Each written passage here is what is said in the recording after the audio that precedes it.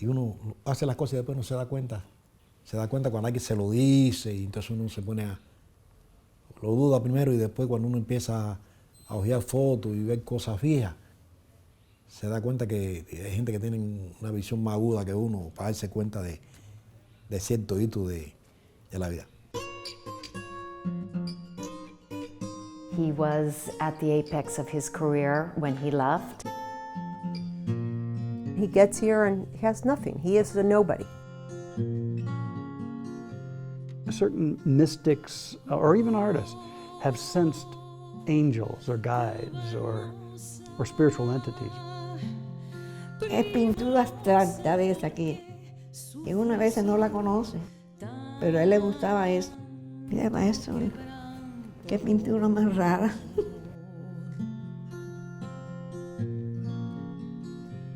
His work goes through one of the most extraordinary transformations, I would say, in the history of Latin American art, if not modern art in general. When you've got that inside you, you may explode if you don't paint it. A figure came to him and said to him, "Where do you want to go, Rafael?" Y su sueño siempre era que sus cuadros de aquí pudieran viajar a Cuba. And this new artistic vocabulary that he developed, I think reflects that need to enter into and to engage the experience of trauma and loss, and nevertheless to do it in a way that in the end is hopeful, in the end leads one through the darkness into the light.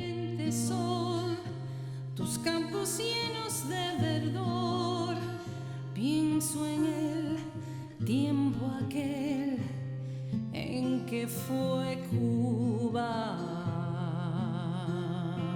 Aquí dice Rafael Soriano, entre lo místico y lo espiritual. Él era un hombre buenísimo.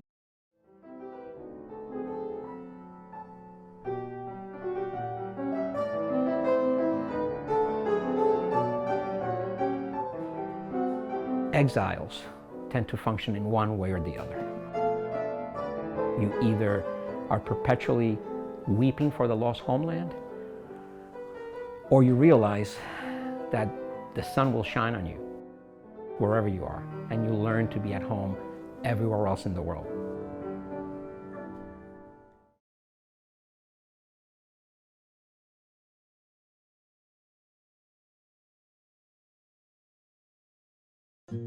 Imagine coming from being a professor, a director, being on the verge of international recognition with your artwork. I mean, my father came at 42.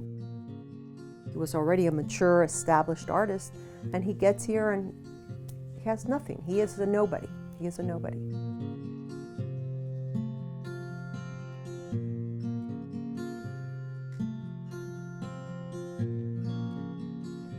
La familia nunca rompió, por supuesto, con ellos la relación. Se mantenía, yo recuerdo que mi madre y mi abuela estaban pendientes siempre de las cartas que llegaban, le escribían. We came in 1962. I was almost 2 years old. My earliest memories really of Cuba are what my parents would talk to me about. Mostly they talked to me about their Bay of Matanzas, which changed colors 6 or 7 times a day. It's a magical place, it really is.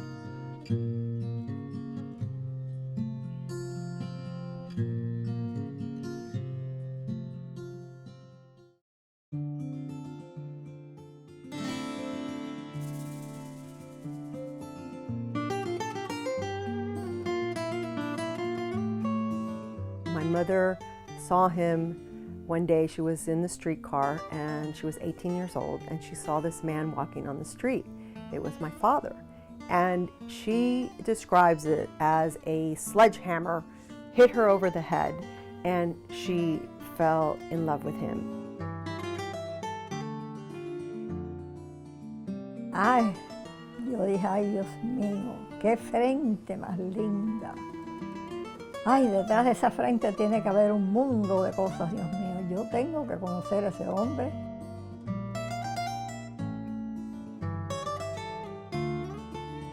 hasta que llegó lo que llegó, hasta que le di el puñetazo final.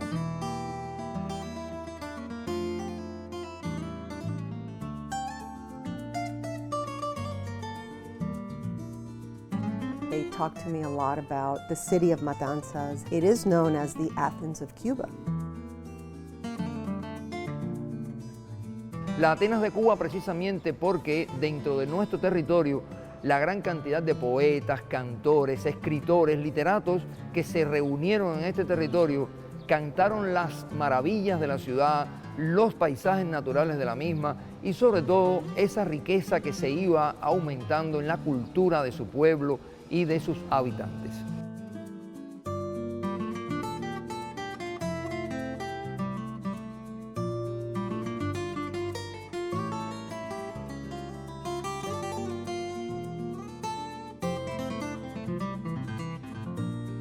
Ay, que Matanzas era la ciudad más linda y que además Matanzas le daba tanta paz a sus habitantes y tanto amor y tanto cariño que no podía haber en el mundo otro rincón como ese.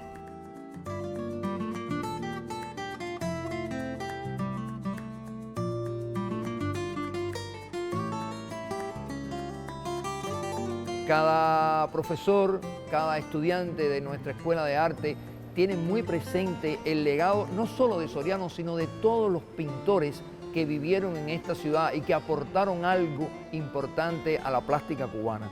Él es uno de los primeros porque es además del fundador de la extensión de esa escuela.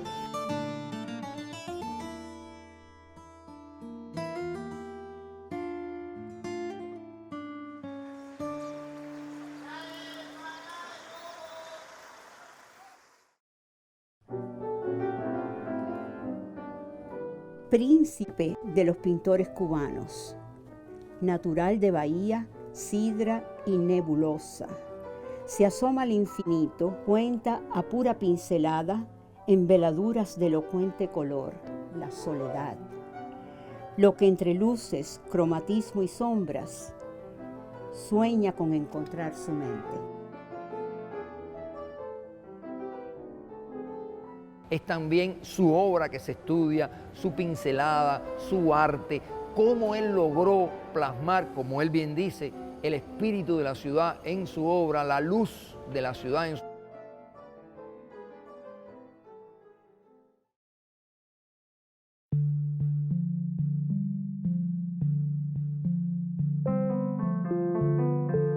There are some who come around and they're often called crazy. But they come around and they say, hey, you know, there's beings all around us. And sometimes I even leave this body and travel in these dimensions.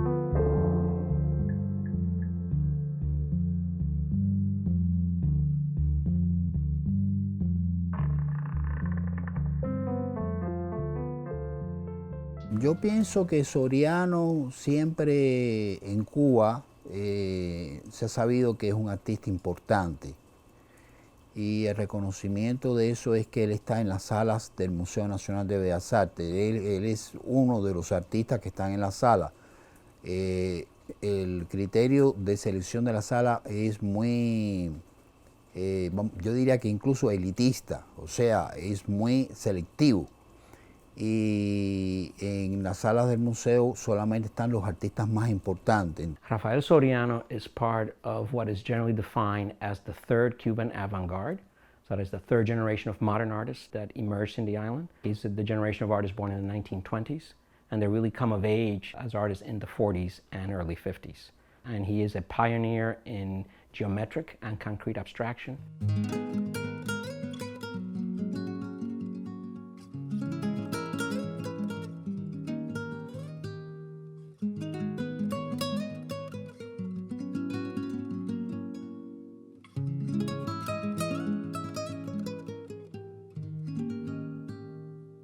Hoy es muy fácil ver y entender la abstracción, pero en aquella época, en un país como Cuba, una isla caribeña con gran influencia musical, carnavalesca si se quiere, ser de vanguardia para aquella época fue algo, fue revolucionario para aquel momento.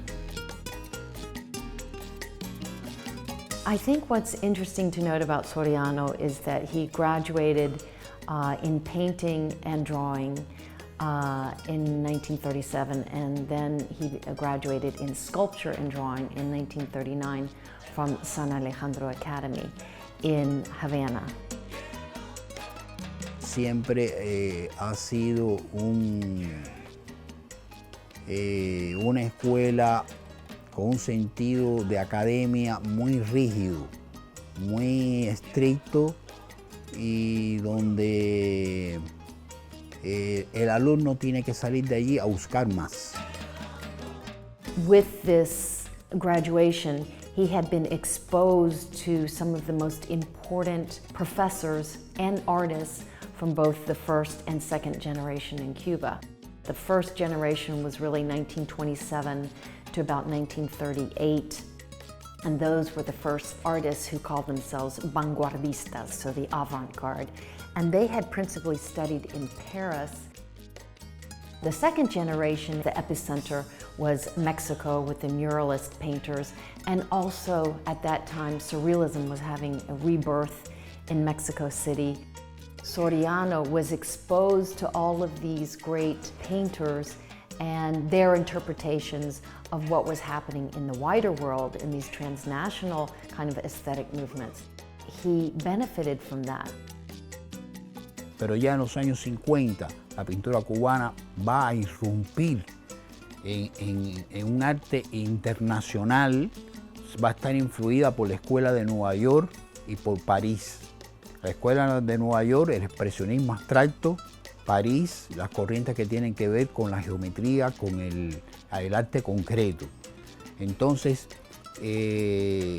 la pintura cubana de los 50 va a estar en sintonía con las corrientes universales que están en ese momento en boga en todo el mundo. In the 50s, we see Soriano painting in this kind of geometric, concrete form, which is basically using flat, angular shapes and experimentation with a lot of different colors. Entonces, estos artistas podían exponer en cualquier espacio, tenían relaciones con grupos concretos de otros países. Es en esa dirección que yo veo a Soriano, no dentro de un pensamiento filosófico, sino dentro de un pensamiento plástico.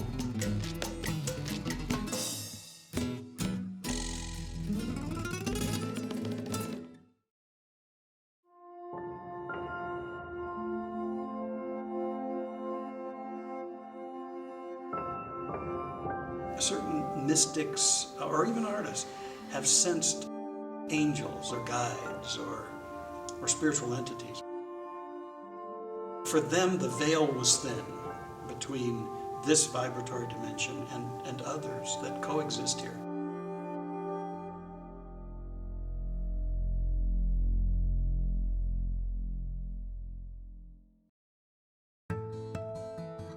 He's part of a group of artists that goes back to his hometown, to Matanzas, and he creates an art school there. And throughout the country during that time period, artists went to Camagüey, to Las Villas, to Oriente, and they created art schools there. So you would have actually more avant-garde versions of the San Alejandro Academy, where artists were more open, the faculty was more open to experimentation and had a much more open attitude to modern art in general.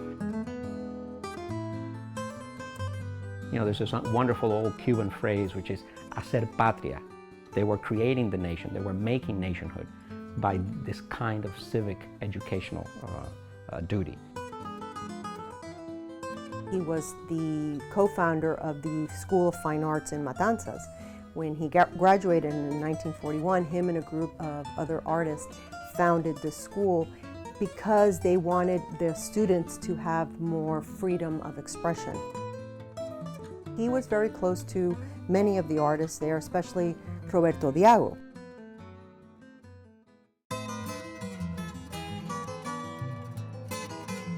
Cuando mi abuelo termina San Alejandro y estaba trabajando, comienza a trabajar, Rafael Soriano lo manda a pedir, le dice Diago, ven a Matanza, porque fueron los primeros, fueron de los primeros, los pioneros en la abstracción en Cuba. Que de eso se habla muy poco, pero fueron de un movimiento muy fuerte para la época, porque rompieron con esquemas tradicionales, formas de pintar de la academia, rompieron por completo con esa abstracción.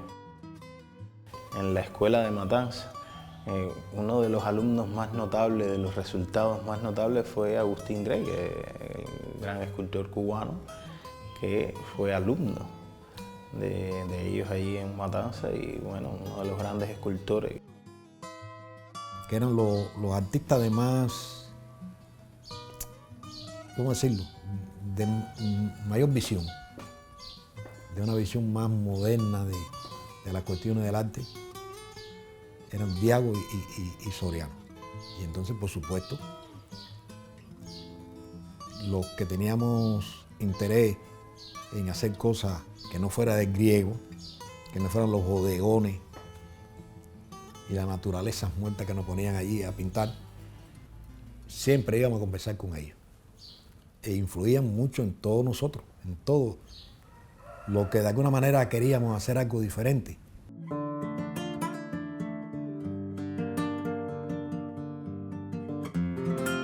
So they're doing this. The school is finally up and running in the 50s, and then of course the revolution comes, and education starts to become more regimented. Certain expectations in terms of ideology are expected. And I think that's when somebody like Soriano feels that as a true artist, he needs total freedom of expression. And so when he sees that being closed off, I think you have one of those situations where it's both an individual decision, but it's very much an individual decision caused by historical chaos and conflict. And so he goes into exile in the spring of '62, shortly thereafter, followed by his wife and daughter.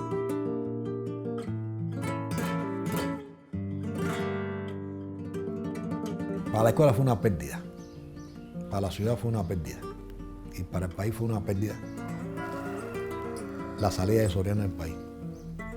Además, ustedes saben que era entre los diegres.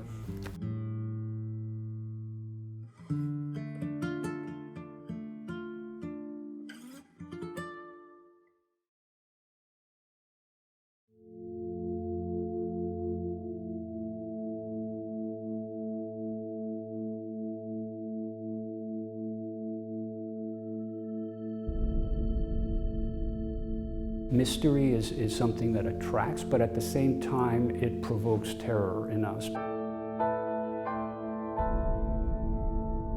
We can't control it. We're in the presence of something beyond our capacity to control.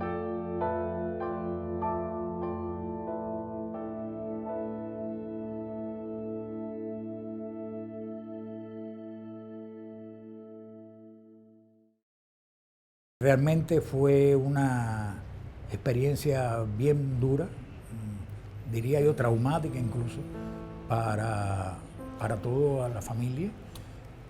Quizás los niños, los más jóvenes, no la sentimos tanto porque no teníamos conciencia primero de lo que significaba y segunda que bueno, estábamos comenzando la vida y no teníamos una clara conciencia de lo que significaba la separación familiar. When he gets here to Miami, he's a nobody. I found letters that he would ask to become a professor in different schools in this country, in New York and New Jersey, and he was rejected in all of these schools. We regret to advise you that we are presently fully no staffed. longer registering We do not Cuban at this refugees. time have any opening on the teaching staff. It's a feeling of being profoundly uprooted. And I think that particular generation that arrived in the early 60s truly believed that they were going to be getting back sooner than later, that this was a temporary stay. And of course, as time passed, it was clear that that was not to be. My father was traumatized. For 2 years, my father did not paint.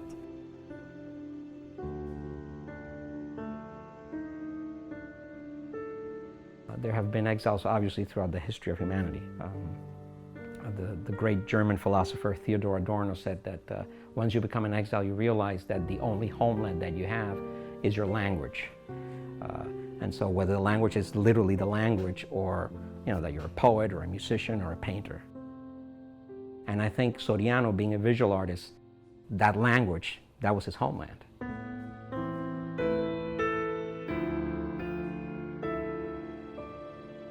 Exile is a displacement, but you make the best of it, and he made the best of it. He never looked back, he never regretted coming, he never regretted anything. He always moved forward. He always moved forward. Poco a poco se va lejos.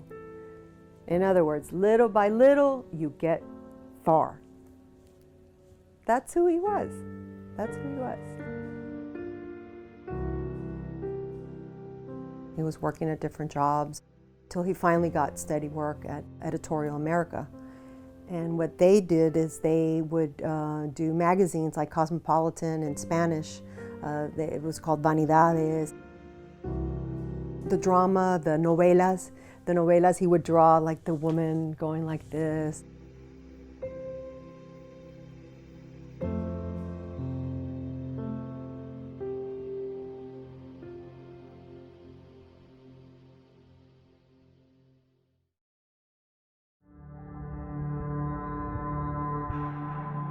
Longing to be at a place that would make it all better. Sounds like Soriano had a dark night of the soul.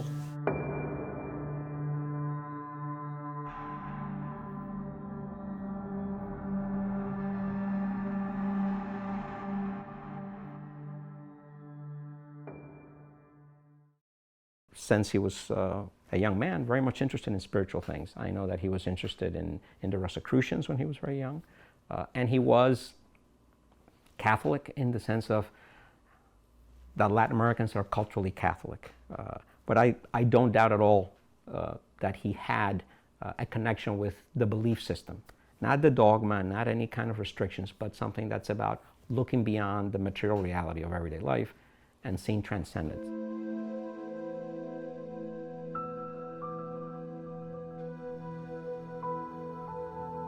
He had a dream where he was levitated from the bed. A figure came to him, and they said to him, "Where do you want to go, Rafael?" He said, "I want to see my little house in Matanzas." And he says with great speed he was taken from his bedroom, and he looked and he saw his house. It was on the side of the hill in Matanzas. And at that moment he saw a bunch of wild horses coming down the hill, and he got very scared, and he said to that figure, "And who are you?" And they said, "I am the Trinity." And with that he was placed back into the bed. He got up from the bedroom and he said to my mom, "This is our home now. This is where we lay our roots."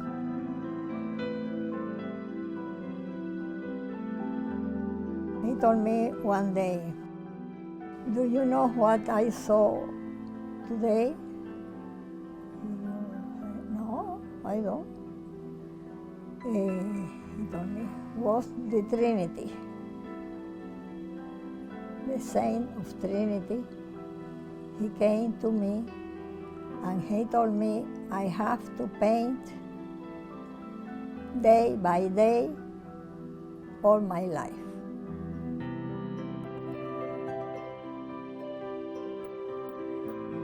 He was able to move forward and find his voice, and he went inwards, and he was a spiritual man, and he believed in God, and he believed in the Spirit, and he traveled in his paintings. He said, I am going to do this because this is a message from God. Then I have to do it. And from that day, he started to paint every day and at night, because he said the image came better at night than at day.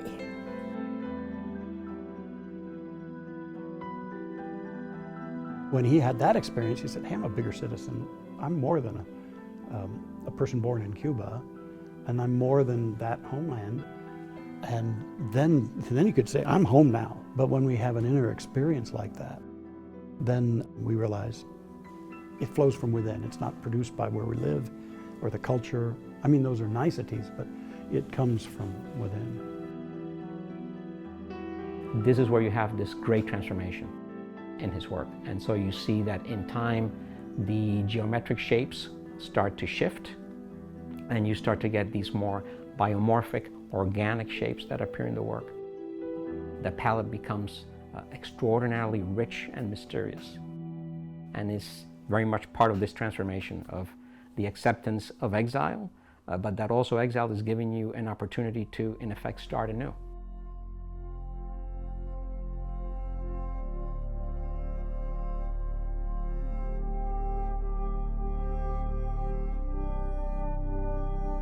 It's some other dimension that one encounters through the beauty. So you're drawn kind of not to it so much in the end, but through it to something else. And it's that, again, that light that shines through.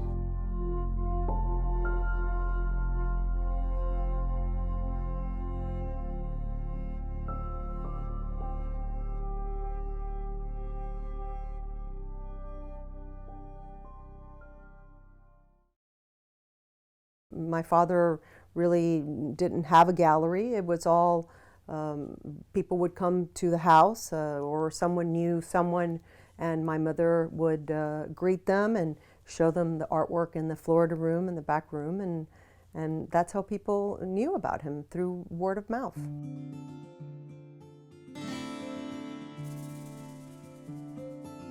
We would sit around and have Cuban coffee, and he would bring out paintings and respond differently to different pieces. He kind of enjoyed the fact that I loved them. He seemed to get so much satisfaction.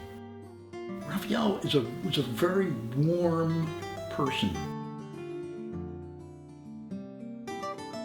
When I saw Soriano's painting, to me it was like falling in love. I fell in love like I fell in love with my wife. It was something that was forever. You know, it was something so deep. It was something so impact in my feelings that I still feel it today after 40-some years.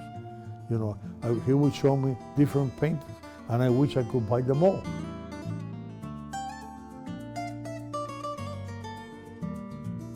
My father would finish a painting. He would bring both me and my mom to the back room, to the Florida room. That's when we would have a discussion and a conversation about the painting. What do you see? What do you feel? Talk to me about the colors. And then that would be it for me. And then him and my mom would name the paintings, much like one would name a child, very carefully, very diligently. And sometimes, you know, it got a little heated and she wanted to name it this and he wanted to name it that. Y bueno, pues entonces sí, a veces nos pasábamos 2 o 3 días en el chanchullo ese, hasta que bautizábamos con un nombre que a los dos nos venía bien. I asked him, why don't you have more paintings? And he said, Ramon, I work every day at a place called Vanidades. It's a very popular Cuban magazine. And I work and I get home late every day, and I'm tired. You know, I don't have time to paint. So I said, okay, let me propose you something. How much do you make working for Vanidades? He gave me an amount. I told him I will give you that plus a little more. But you can paint all day long and you don't have to work anymore at Vanidades. He was very happy. And he said, okay, how can I repay you? I said, no, I'll buy from you and you just give me a small discount and I'll buy from you and that's it. And that's how we started our relationship. And I started buying from him over the next 4 or 5 years. And of course he started painting full time. He was being able to sell paintings and much more support himself financially. So it was great for him and it was great for me. And eventually I purchased from him 46 paintings.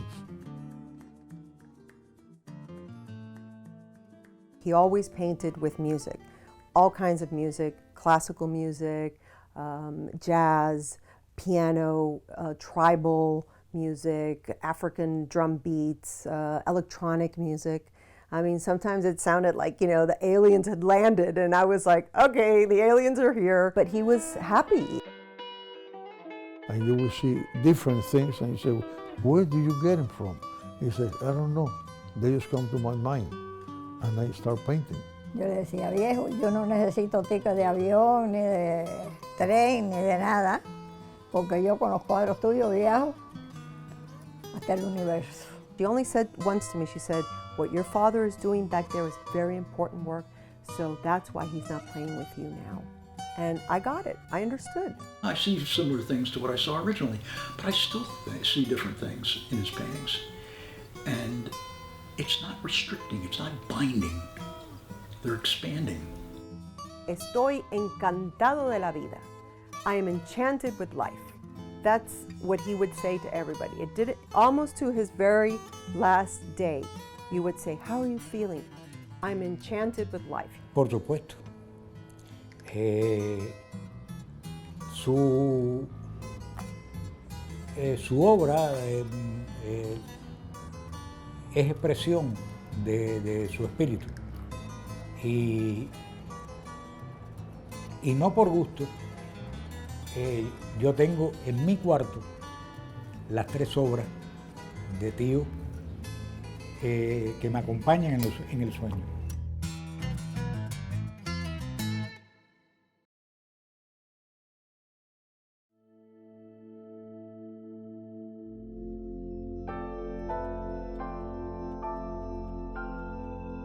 It looks like this figure is sort of fading. I just imagine it's really how it feels when you're losing control of your faculties.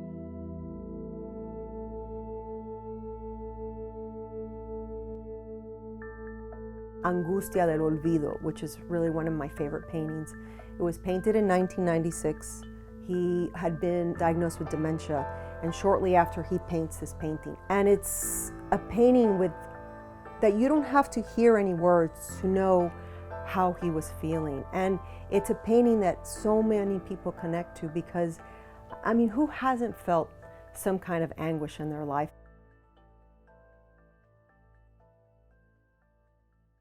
He really hardly spoke in the very, very later period. And for anyone that you love or care about, watching that is difficult. You remember the man that he was, and that was just such a generous, warm, talented person, and it's difficult to see. One day he said, I'm not going to paint anymore, and I said to him, are you sure? Or do you not miss it? Are you going to miss it? And he said to me, everything I was going to paint, I already painted. El pintor de lienzos de seda llega a nonagenario, con un pie en la existencia y con otro en la dimensión a la que ya se asoma. He lived for another 15 years, and very happy, very content, and very at peace.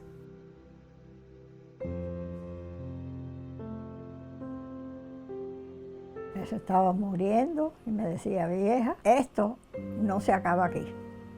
Esto no se acaba aquí. Este es el comienzo de una felicidad eterna. Así era.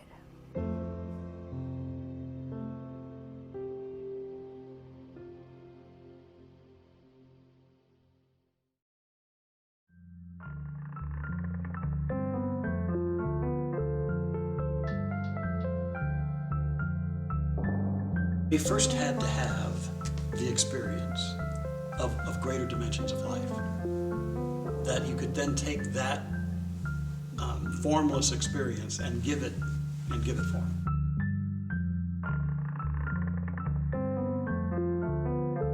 He was like the power that could participate in and experience an expanded dimension of reality, and then be the interface by which it then is visible for us to experience and enjoy.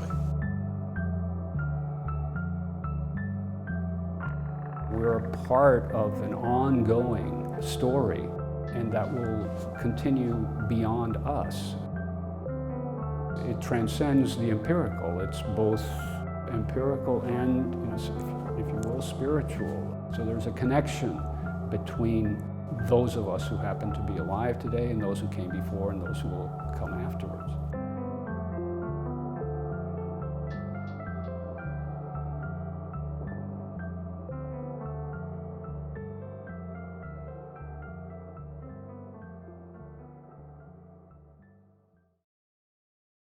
Soriano produced over 70 years, and that's a lot of work, and he was very disciplined. When you look at his work, you think, is this the same artist that was painting geometric abstractions? When you look at his late mature work, which is very biomorphic and organic and surrealist. Roberta Goizueta, who is a liberation theologian, and Elizabeth Goizueta, who teaches Spanish in the Romance Languages Department, have always been very interested in Latin American studies, and they have driven the Latin American initiative at the McMullen Museum. I think the experience of exile is one in which, precisely because it is experienced as painful, as a painful loss, puts us in touch with what is even more fundamental, that exile cannot destroy and that loss cannot destroy, which is this kind of fundamental unity of all reality. We do know that the exile experience was very difficult for him. It was abrupt. It forced him into experimentation. Yo pienso que Soriano es un artista que obliga a la reflexión a cada espectador. Que cada espectador va a encontrar en sí una lección distinta en Soriano.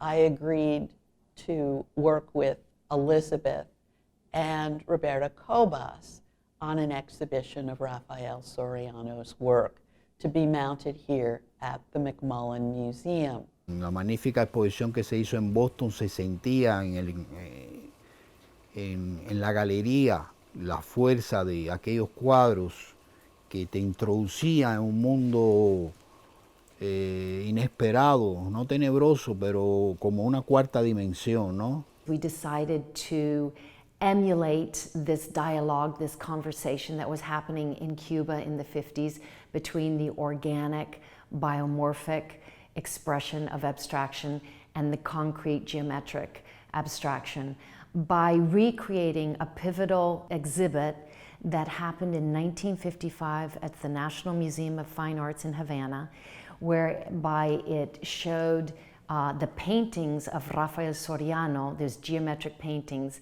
and mixed in with that we had Agustin Cardenas's sculptures, his biomorphic, organic, surrealist type sculptures. Hortensia Soriano was in touch with Long Beach, and they owned a Rafael Soriano painting and were interested right from the beginning in taking the show that Elizabeth Goizueta was curating. People came to the show again and again and again. People still come here hoping they can see it. It meant the world to me that people were enjoying this and relating to it as I predicted that they would, and they did. And there is poetry being written about it. There are more articles that will happen. We're here today, and I think it's a testament to the commitment of fine art, and fine art from someone as talented and brilliant as he was.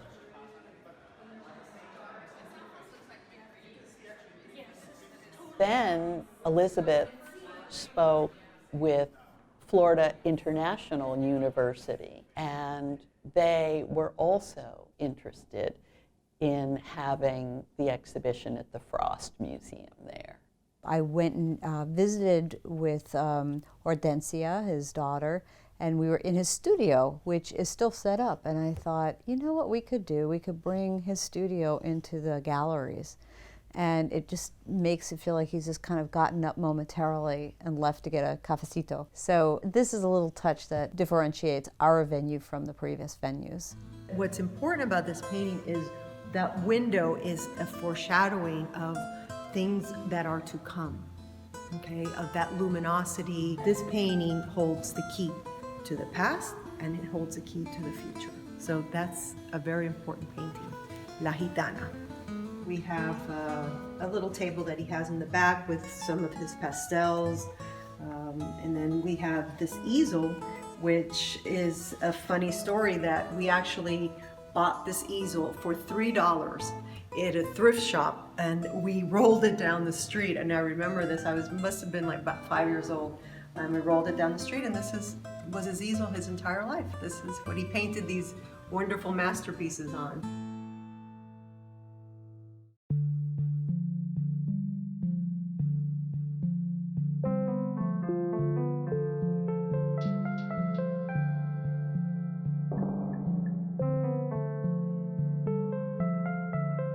He has a quote that he says, "I do not pretend to transmit a message of reality. I am moved by the longing to travel within my paintings in a dimension of spirit, where the intimate and the cosmic converge." What I think is important about his work is that he doesn't describe. He's not an illustrator. He evokes through expression. So in the way he defines the form and the kinds of veils of color that he uses, he's able to move us through a series of emotional states. And so the aesthetic experience of a Soriano painting, I believe, is ultimately an experience of transcendence. It is not going to be just a painting that's going to tell you, I'm a beautiful object, look at me. It is a painting that's going to tell you, I'm a beautiful object, but I'm opening up something else for you. Be courageous, jump in. Let's see where we can go from here. And it becomes an adventure. The iconography now has what we would say as being fantastic creatures, maybe from other planets. Maybe the planets and the cosmos and the galaxies are included in this imagery. Maybe morphologies, inner psyches, or landscapes that kind of relate or would be a metaphor for his own inner landscape. There are some of his paintings that are very, at first blush, very agonizing. But if you stay with them, you discover within them this sense of peace. The heads are a fascinating window into where he was and where his struggles were and where his head was. And I think each one of those heads is a point of departure for him to say, this is where I am right now. There's a painting where the artist depicts himself shortly after he received news that he was entering dementia.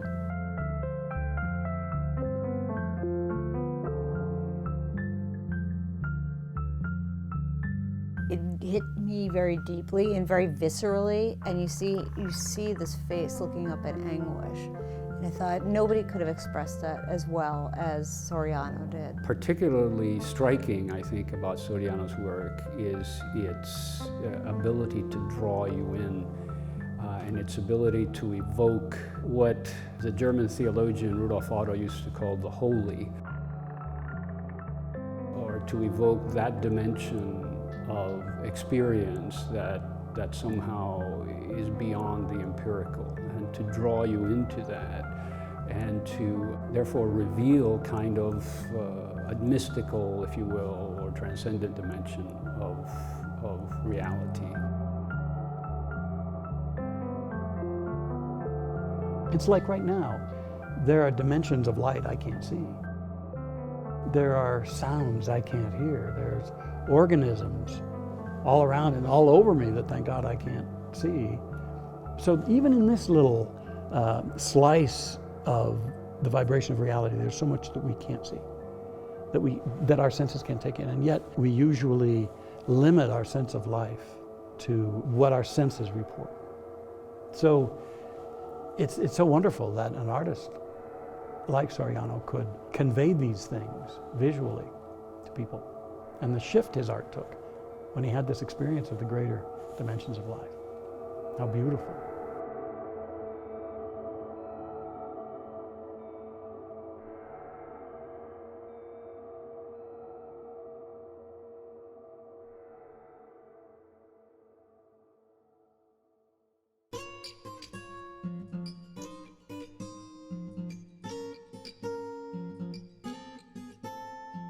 Viajó en las plantas de la Trinidad. Hay cifrada una música en sus telas, de título huidizo o innombrable. I do think that in his late paintings from the 90s, that he is able to visualize the next world. So that seems to suggest that Soriano was contemplating as well and was understanding in a way and portraying to us that there is nothing to fear in terms of taking that next step. His journey and my awareness of his journey and that he was working in exile has changed the way I see the world. If you look at humanity and human beings, we're all exiles because we're all separated at birth, really. We go around life trying to find our way. We're all exiles, I think. Our hearts are always yearning for that oneness, for that unity. And that yearning is what is fundamentally real about what it means to be a human being. Soriano, I think, trusted in that yearning and that longing that he had for communion that had been ruptured in the experience of exile, and trusting in that created this beautiful artwork, I think, that speaks to all of our longings and to all of our yearnings. To know him and to historically know how important he was and to honor that life and that spirit and that talent, and it doesn't stop. And he's really, he continues to give, and I think that's the mark of a truly brilliant artist in time and eternity. No hubiera sido más favorable a nosotros como cubanos haberlo tenido aquí. Ahora que he visto la obra de él, que no conocía a través de los catálogos, me asombro de lo que logró.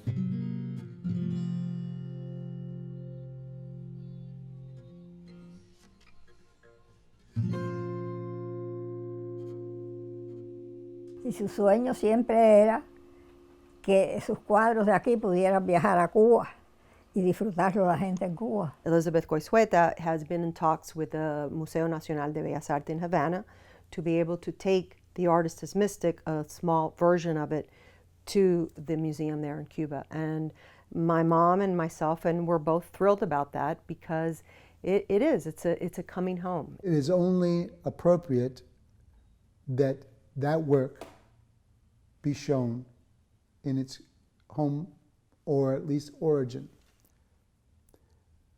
authentic origin, which is the birthplace of that artist, or where history lies, and combine to be able to show that the career of an artist is forever and valued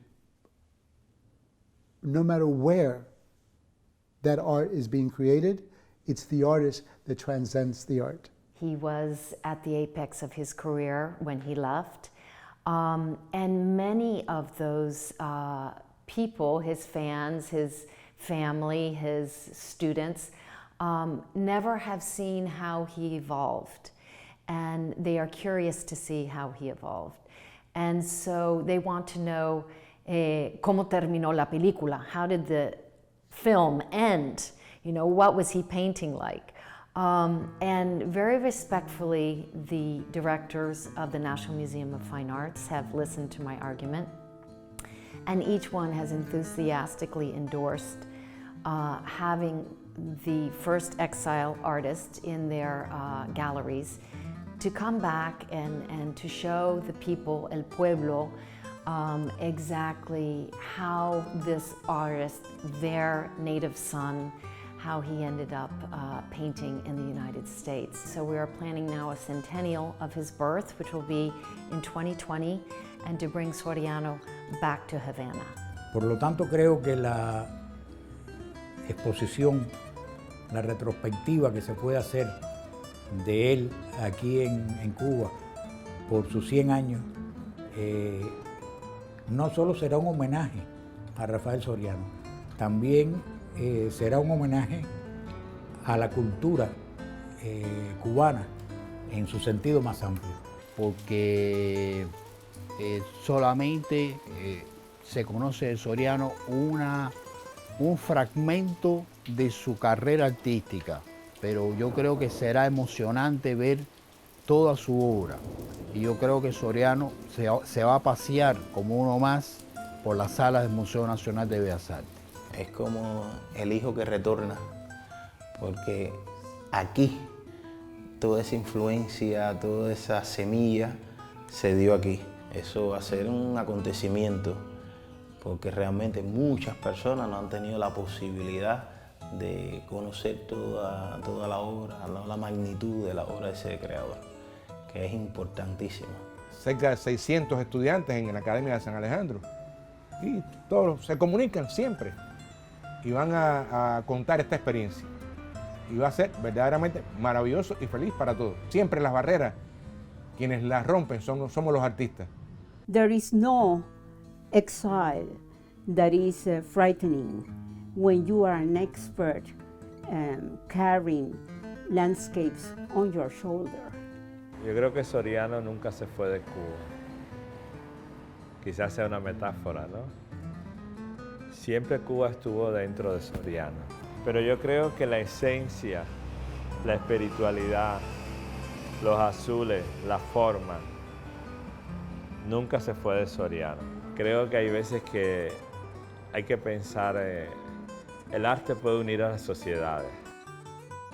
Soriano is a handful of painters that to me are an integral part of the art of Latin America, but they also transcend Latin American art.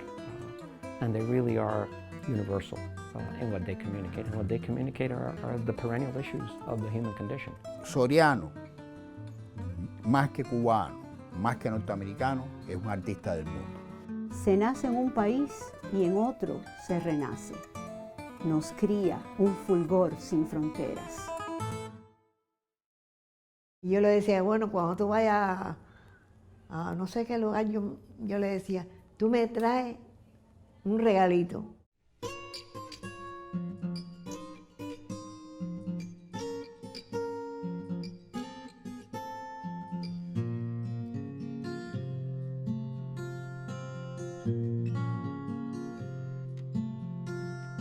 Oh,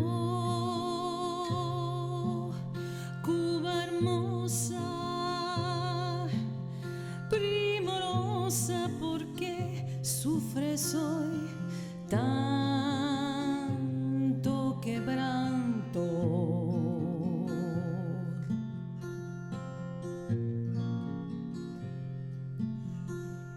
Oh, patria mía,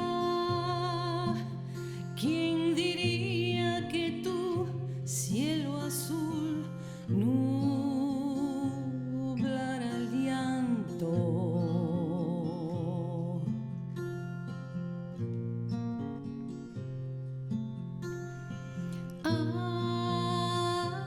En el susurro del palma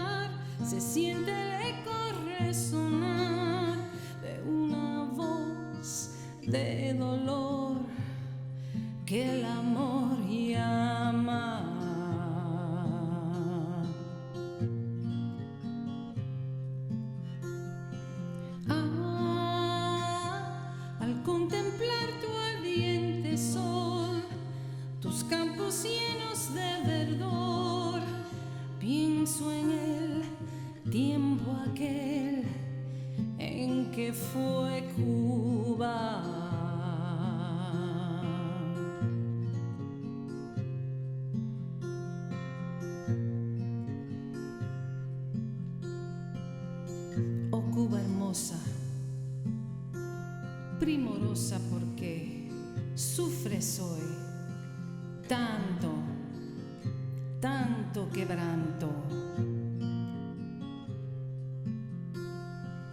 Oh,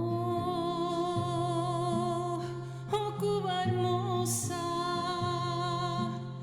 primorosa porque sufres hoy tanto quebranto.